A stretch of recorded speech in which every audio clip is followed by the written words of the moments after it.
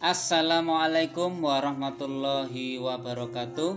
Kita berjumpa kembali dengan Sutadi YT80 Channel. Kali ini kita akan membahas tentang soal tata negara ujian perangkat desa.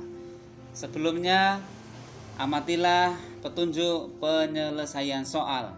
Awalilah dengan berdoa dan kerjakan soal yang mudah terlebih dahulu.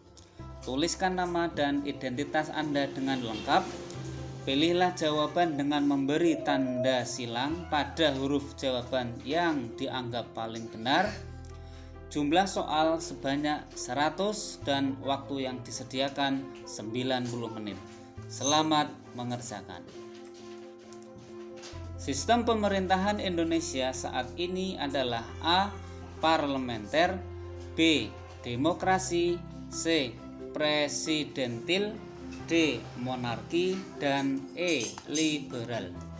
Secara teoritis, berdasarkan Undang-Undang Dasar 1945, Indonesia menganut sistem pemerintahan presidentil. Jawabannya adalah C. Soal nomor 2. Berikut merupakan sistem pemerintahan sebelum terjadi amandemen UUD 1945. A. Presiden tidak dapat membubarkan DPR. B. Rakyat memilih secara langsung presiden dan wakil presiden. C. Anggota MPR terdiri dari seluruh anggota DPR ditambah anggota DPD yang dipilih secara langsung oleh rakyat. D. MPR bukanlah lembaga tertinggi negara. E. MPR menerima kekuasaan tertinggi dari rakyat. Jadi sebelum terjadinya amandemen UUD 1945, MPR menerima kekuasaan tertinggi dari rakyat. Presiden sebagai penyelenggara pemerintahan. DPR berperan sebagai pembuat undang-undang. BPK berperan sebagai badan pengaudit keuangan. DPA berfungsi sebagai pemberi saran atau pertimbangan kepada presiden atau pemerintah, dan MA berperan sebagai lembaga pengadilan dan pengatur atau pemberi aturan yang diterbitkan oleh pemerintah. Jawabannya adalah E. MPR menerima atau kekuasaan tertinggi dari rakyat. Soal nomor 3. Berikut adalah merupakan sistem pemerintahan setelah terjadinya amandemen UUD 1945. Tadi di nomor 2 sudah kami sampaikan, ada beberapa pembahasan atau kebijakan yang diperoleh sebelum terjadinya amandemen UUD 1945. Sedangkan untuk soal nomor 3 adalah setelah terjadi amandemen UUD 1945. Bahwasannya kekuasaan legislatif lebih dominan, presiden tidak dapat membubarkan DPR, rakyat memilih secara langsung presiden dan wakil presiden, MPR tidak berperan sebagai lembaga tertinggi lagi, anggota MPR terdiri dari seluruh anggota DPR ditambah anggota DPD yang dipilih secara langsung oleh rakyat. Jadi jawabannya adalah D. Presiden dan wakil presiden dipilih secara langsung oleh rakyat. Soal nomor 4. Modal awal perkembangan sistem politik di Indonesia diawali dengan A. Kemerdekaan 17 Agustus 1945. B. Pembentukan negara RIS. C. Dibuatnya UUDS. D. Terpilihnya Soekarno sebagai Presiden pertama Republik Indonesia. E. Adanya pembentukan negara RIS. Setiap negara punya periode kepemimpinan yang berbeda. Kemerdekaan Republik Indonesia tanggal 17 Agustus 1945 menjadi awal terbentuknya sistem politik. Kemudian membentuk pemerintahan yang sah dan menjalankan roda kepemimpinan dalam sebuah sistem kenegaraan. Jawabannya adalah A. Kemerdekaan 17 Agustus 1945. Soal nomor 5. Di era awal pemerintah Soekarno, perkembangan sistem politik terbuka cukup luas. Hal ini ditandai dengan A. Terbentuknya Partai Komunis, B. Berdirinya partai-partai politik atau multipartai, C. Disahkannya UUD 1945 sebagai dasar negara, D. Diberlakukannya sistem pemerintahan presidentil, dan E. Diangkatnya Soekarno sebagai presiden seumur hidup.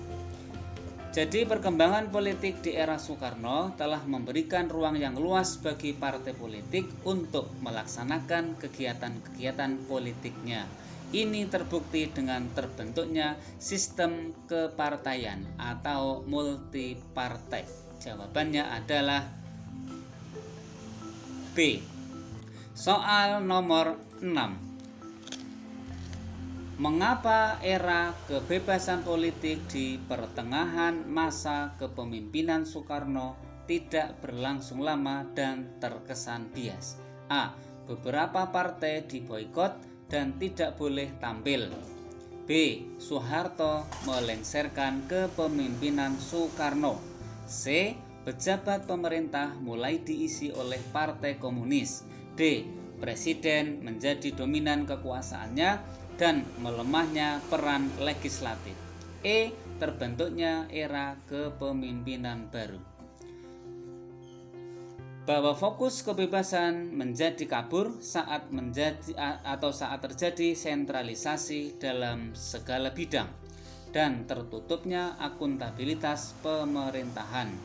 Presiden menjadi dominan kekuasaannya dan berakibat melemahnya peran legislatif. Jawabannya adalah D. Presiden menjadi dominan kekuasaannya dan melemahnya peran legislatif. Soal nomor 7. Berikut merupakan beberapa isi 7 kunci pokok pemerintahan sebelum amandemen UUD 1945, kecuali A.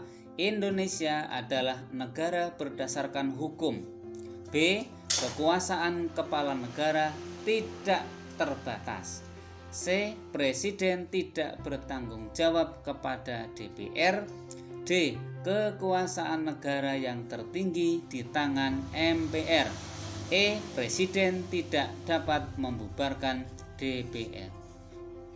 Pokok-pokok sistem pemerintahan negara Indonesia berdasarkan UUD 1945 sebelum diamandemen tertuang dalam penjelasan UUD 1945 tentang 7 kunci pokok sistem pemerintahan negara tersebut sebagai berikut. Pertama, Indonesia adalah negara yang berdasarkan atas hukum. B. Sistem konstitusional. Kekuasaan negara yang tertinggi di tangan Majelis Pemerintahan Rakyat. Presiden adalah penyelenggara pemerintah negara yang tertinggi di bawah MPR dan Presiden tidak bertanggung jawab kepada DPR. Menteri negara ialah membantu Presiden. Menteri negara tidak bertanggung jawab kepada DPR. Kekuasaan kepala negara tidak ada batasnya. Jadi jawabannya adalah E. Presiden tidak dapat membubarkan DPR. Nomor 8. Tugas utama dari BPUPKI adalah A. Menyusun proklamasi 17 Agustus 1945. B. Membentuk persiapan kemerdekaan dan membuat dasar negara. C. Mencari kandidat untuk calon presiden dan wakilnya. D. Menekan perlawanan rakyat terhadap pemerintah Jepang. E. Sebagai wadah partai-partai politik yang sedang berkembang. Selama masa kependudukan Jepang juga membentuk persiapan kemerdekaan, yaitu BPUPKI atau Badan Penyelidik Usaha-usaha Persiapan Kemerdekaan Indonesia. Badan ini bertugas membentuk persiapan-persiapan pra-kemerdekaan dan membuat dasar negara, dan digantikan oleh PPKI yang bertugas menyiapkan kemerdekaan. Jawabannya adalah B. Membentuk persiapan-persiapan kemerdekaan dan membuat dasar negara. Soal nomor 9. Pada zaman Belanda terjadi penggolongan masyarakat sebagai berikut. A. Pribumi kelas 1, Belanda kelas 2, sedangkan Arab, India, dan Cina kelas 3. B. Arab, India, Cina menempati kelas 1, Belanda menempati kelas 2, pribumi menempati kelas 3. C. Belanda menempati kelas pertama sejajar dengan Arab, India, dan Cina. Pribumi menempati kelas kedua. Pribumi dan Belanda menempati kelas 1, sedangkan Arab, India, dan Cina menempati kelas 2. E. Belanda kelas 1, Arab, India, Cina kelas 2, dan pribumi kelas 3. Bahwa pada masa penjajahan Belanda, kehidupan sosial budaya diklasifikasikan sebagai berikut. A. Belanda sebagai warga kelas 1, bangsa timur asing, Arab, India, dan Cina sebagai warga kelas 2, dan pribumi sebagai warga kelas 3. Jawabannya adalah E. Belanda kelas 1, Arab, India, Cina kelas 2, dan pribumi kelas 3. Soal nomor 10. Pada zaman penjajahan Jepang, golongan pribumi ditempatkan A. Di bawah golongan Eropa dan atau Timur Asing. B. Setara dengan golongan Timur Asing. C. Di bawah golongan Jepang. D. Di atas golongan Eropa dan golongan Timur Asing kecuali Jepang. E. Setara dengan golongan Eropa tetapi di bawah golongan Timur Asing.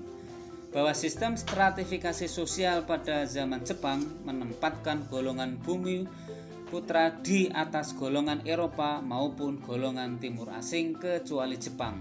Hal ini disebabkan oleh Jepang ingin mengambil hati rakyat Indonesia untuk membantu mereka dalam perang Asia Timur Raya.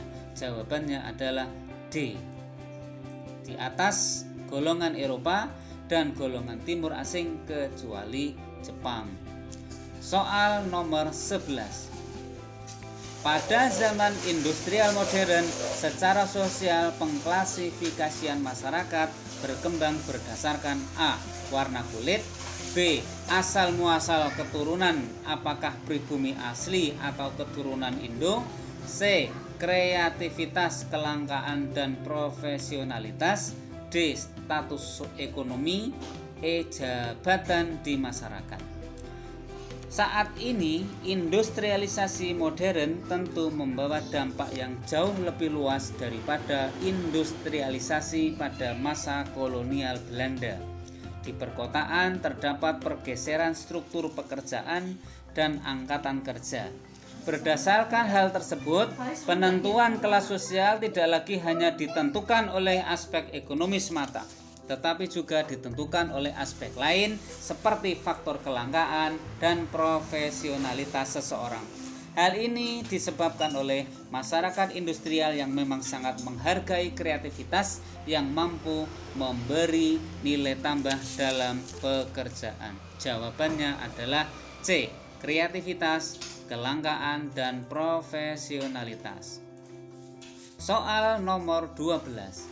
Pada awal pemerintahan setelah Indonesia memproklamirkan kemerdekaannya, terkenal dengan sebutan Orde Lama.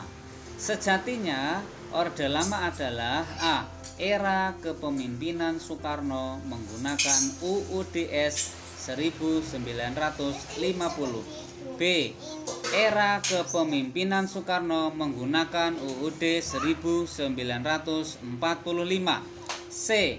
Era kepemimpinan Soekarno menggunakan Supersemar. D. Era berlakunya dekret presiden. Dan E. Era kepemimpinan Soeharto hingga 1998. Pada era 1950 sampai 1959 atau juga disebut Orde Lama adalah era di mana Presiden Soekarno memerintah menggunakan Konstitusi UUDS Republik Indonesia tahun 1950. Jawabannya adalah A. Era kepemimpinan Soekarno menggunakan UUDS 1950. Soal nomor 13. Periode Orde Lama berlangsung pada titik-titik. A. 1952 sampai 1957. B. 1950 sampai 1945. C. 1951 sampai 1959. D. 1950 sampai 1959. E. 1949 sampai 1959. Bahwa era tahun 1950 sampai 1959 atau juga disebut Orde Lama adalah era di mana Presiden Soekarno memerintah menggunakan Konstitusi UUDS Republik Indonesia tahun 1950. Periode ini berlangsung mulai dari tanggal 17 Agustus 1950 sampai 6 Juli 1959. Jawaban yang benar adalah D. 1950 sampai 1959. Soal nomor 14.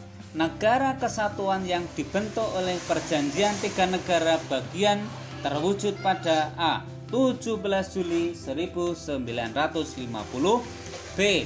17 Agustus 1950, C. 19 Agustus 1950, D. 19 Agustus 1951,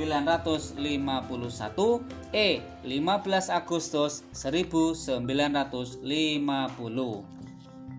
Bahwa sebelum Republik Indonesia Serikat dinyatakan bubar, pada saat itu terjadi demo besar-besaran menuntut pembuatan suatu negara kesatuan.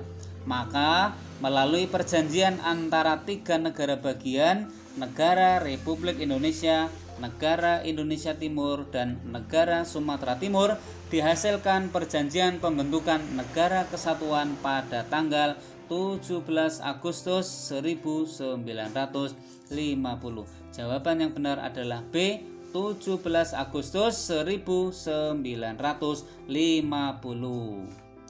Soal nomor 15. Siapa sajakah tiga negara bagian yang membentuk perjanjian hingga mewujudkan negara kesatuan? Yakni A.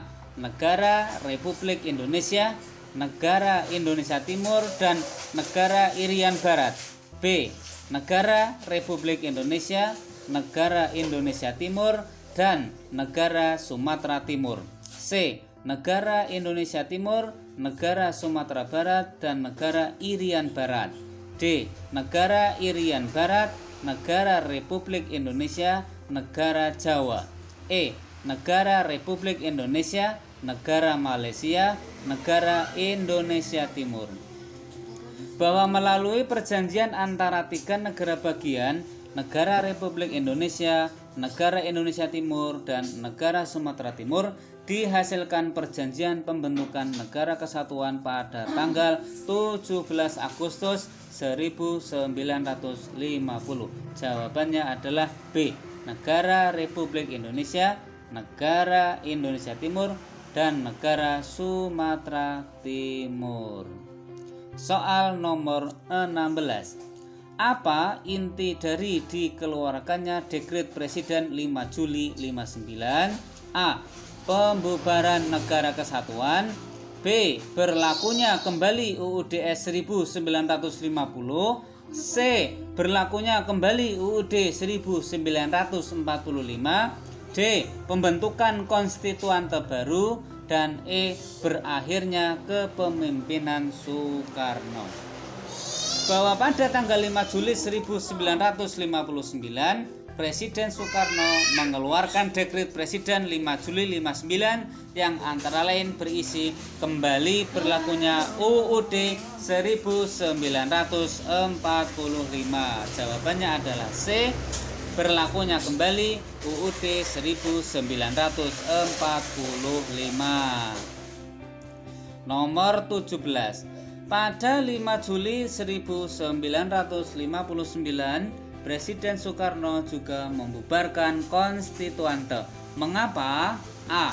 Konstituante dinilai melenceng dari visi awal. B. Konstituante memboikot pemerintahan Soekarno. C. Antara konstituante dan Soekarno sudah tidak ada satu dasar pemikiran lagi.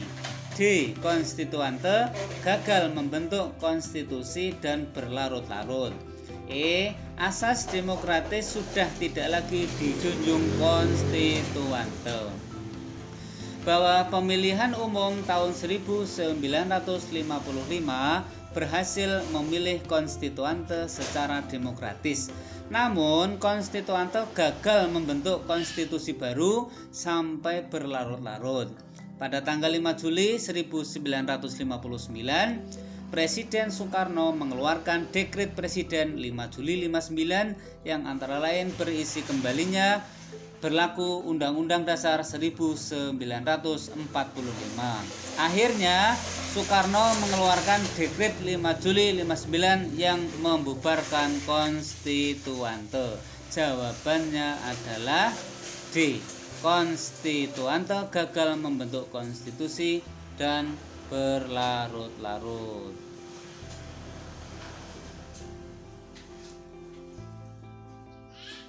Jawabannya adalah asas demokratis sudah tidak lagi dijunjung konstituante, sehingga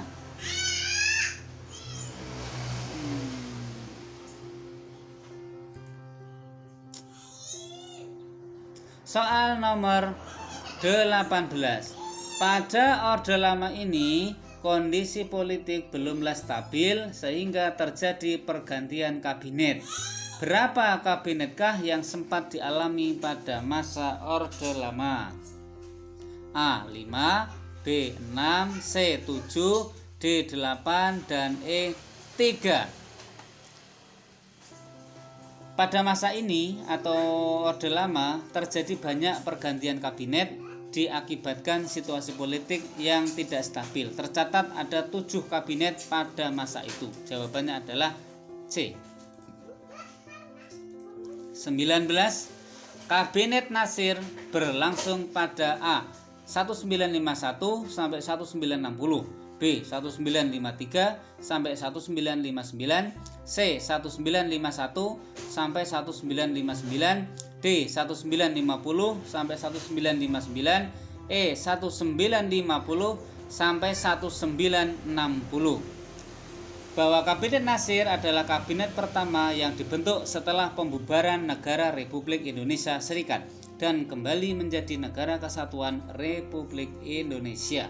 Kabinet ini bertugas sejak tanggal 6 September 1950 hingga 20 Maret 1951. Jawabannya adalah D.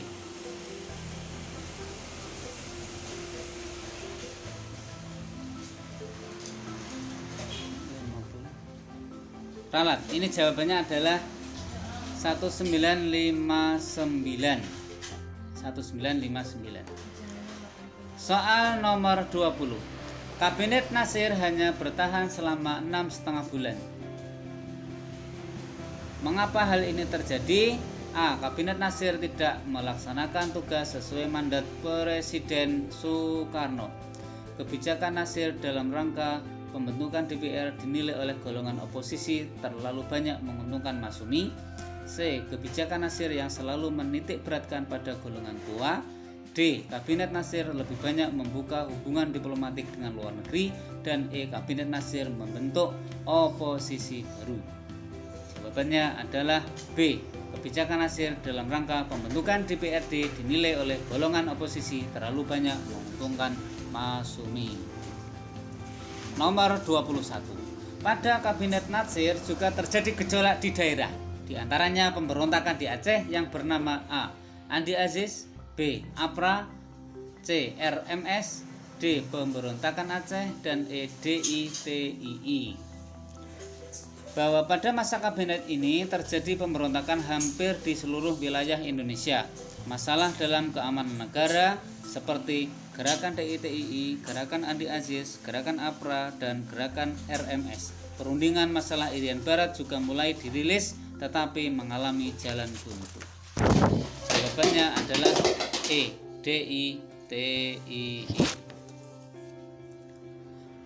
Soal nomor 22. Kapankah PM Natsir menyerahkan mandatnya kembali ke Soekarno? A. 22 April 1951, B. 23 Maret 1950, C. 27 Maret 1951, D. 21 Maret 1951, E. 19 Maret 1953. Bahwa pada tanggal 22 Januari 1951 Parlemen menyampaikan mosi tidak percaya dan mendapat kemenangan, sehingga pada tanggal 21 Maret 1951 Perdana Menteri Natsir mengembalikan mandatnya kepada Presiden.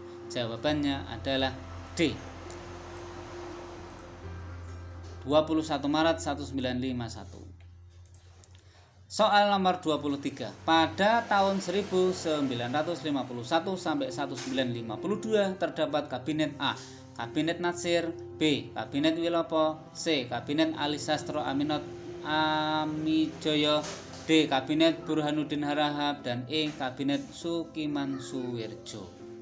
Jawabannya adalah E. Kabinet Sukiman Suwirjo. Soal nomor 24. Menjalankan politik luar negeri bebas aktif pada awalnya adalah program daripada Kabinet A.